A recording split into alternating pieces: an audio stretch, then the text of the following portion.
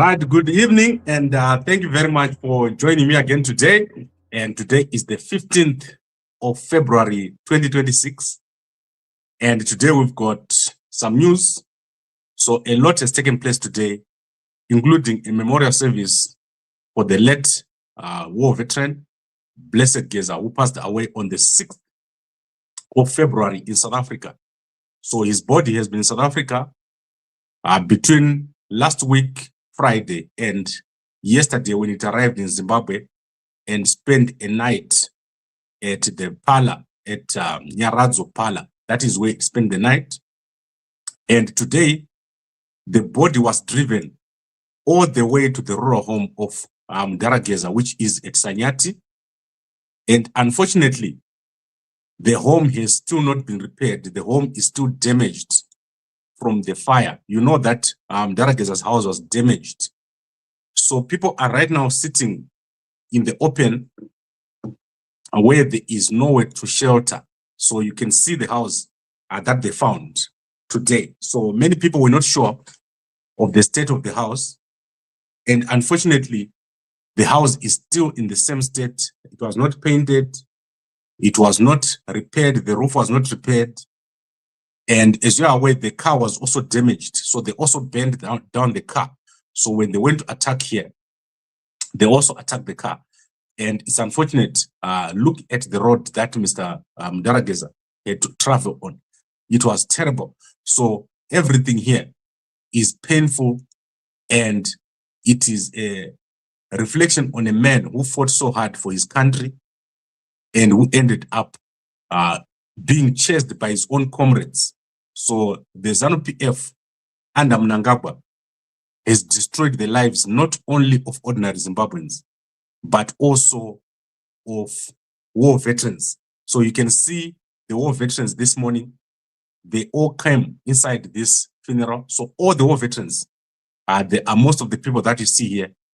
And I would like to thank Daramak Tibela. He organized everything and made sure that Geza was well taken care of.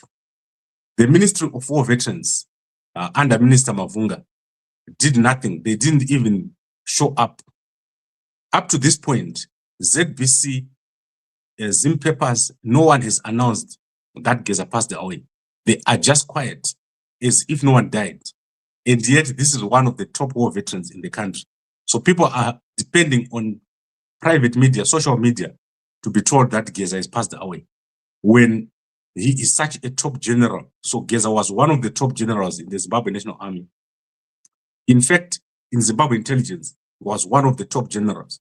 So I don't understand why they are taking this stance and after destroying his home to this extent. So we expect this burial to happen in the morning.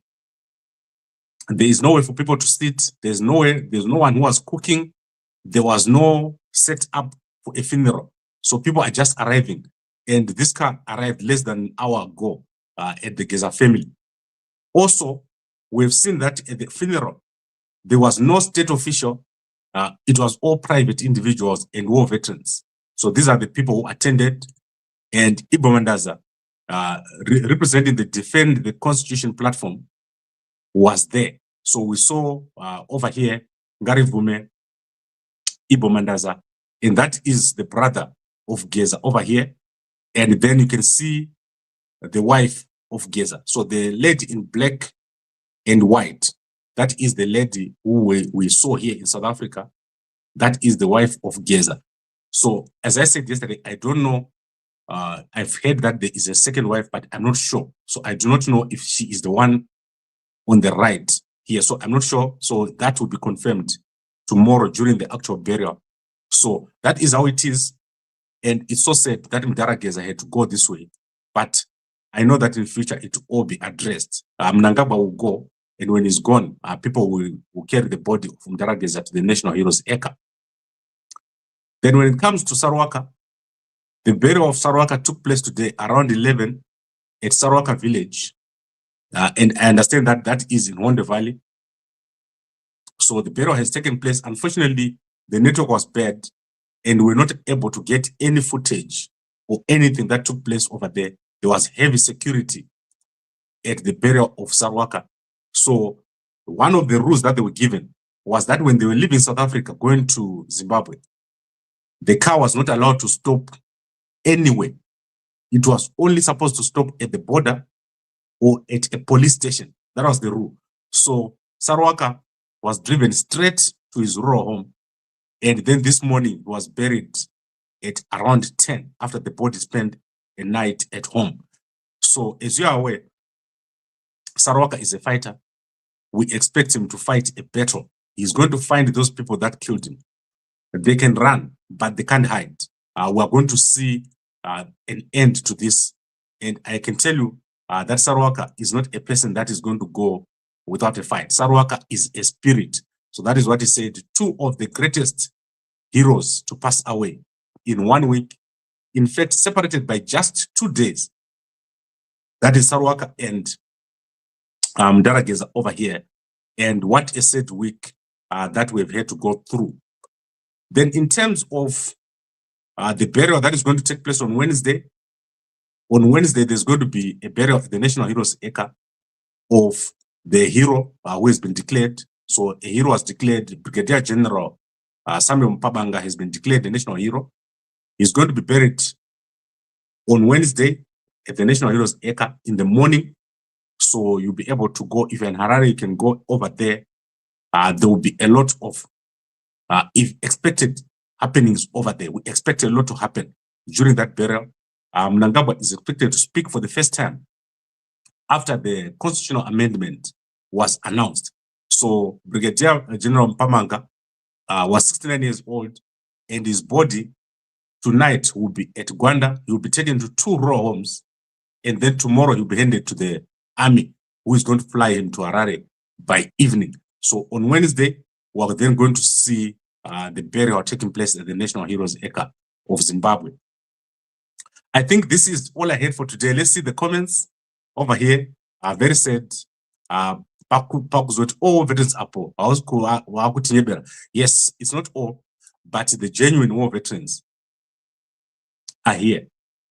So what happened is some of them obviously went through to Sanyati, and then the ones that are in Harare went over here. So I don't want to pretend as if I know war veterans a lot. I know a few war veterans. I talk to them.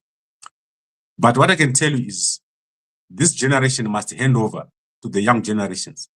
And at the moment, Mnangagwa is handing over to criminals.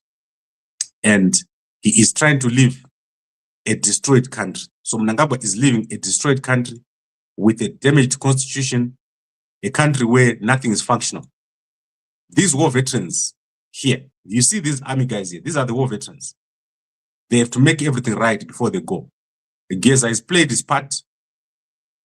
He has given us direction. Everything that Geza has done, it has set a foundation for a future successful country. You are going to see that when our country succeeds, it is going to be on this man. He has set a foundation of ethics, a foundation of the principles of the liberation struggle. So now we know why people fought. Not everyone is doing what Mnangagwa is doing. So whatever Mnangagwa is doing, it's his own thing. The war veterans are not part of it. Mnangagwa is using the guns against the people. And Geza has said it. Geza, up to the end, he has never benefited from this evil cabal. So you can see his home is destroyed like this. He's going to be buried like a private person, whereas he's one of the top soldiers in Zimbabwe. And I hope that Mnangagwa, when he's buried, it will be like this.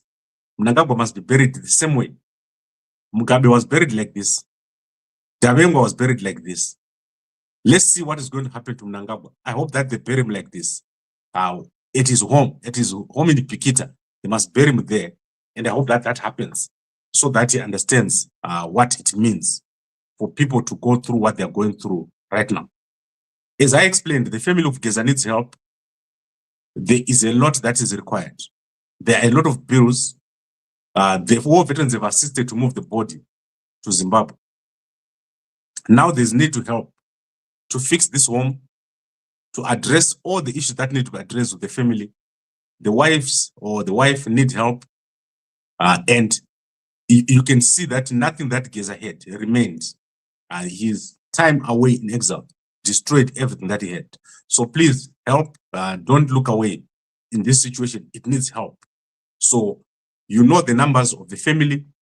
Now you don't have to talk to me. You can go directly to the family. If you do not know where to go, phone Mdarama Tibela. He's the war veteran chairperson, and you'll be able to assist where possible with directing you to the right people.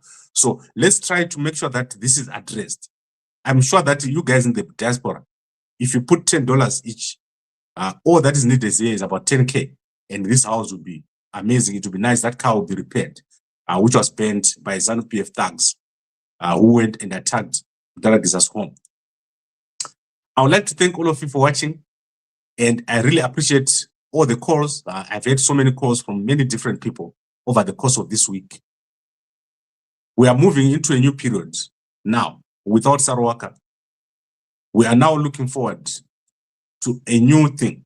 Nyoka Mabunu, his life is in danger. So I've made it clear. Nyoka Mabunu, if he comes out, his life is in danger. So we need to look at Nyoka Mabunu, how we can address the situation around him. There is a hit list that is circulating right now of many of the guys who are in South Africa. They're on that hit list. So let us try to address this. Nyoka Mabunu is likely to come out in March. And if that happens, you will need security. So I hope that you guys are aware. Talk to General Stole and see what we can do. He also owes about $10,000 in legal fees. So that is required for Nyoka Mabunu. And you can talk to General Stole. You can WhatsApp me and I'll be able to give you details on where to go. I'm not shy to ask you guys for assistance, because who else can assist? Our country is in the hands of Srigananda.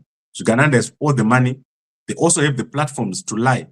When you try to get assistance, they will lie so that it appears as if you benefit. I will never benefit anything from anything that is happening. In fact, I spend a lot of my own money trying to address these situations. And also, remember, I'm also in danger. When I walk around with the Sarwaka, if he's shot when I'm there, I'm also shot and I'm gone. So it is just God who kept me last week. It could have happened at the very moment I was with him. So these things affect us personally and individually. And Mnangagwa is ruthless. He's going to shoot to kill. So be careful out there. Stay safe. And remember that it's not over. This is still ongoing. So I would like to make sure that everybody who is in South Africa stays safe. Don't be out moving around without watching and without care, because a lot is going to happen. All right, I'd like to thank all of you for watching, and I'll see you guys tomorrow at 5 a.m. as usual, and a good night to you all.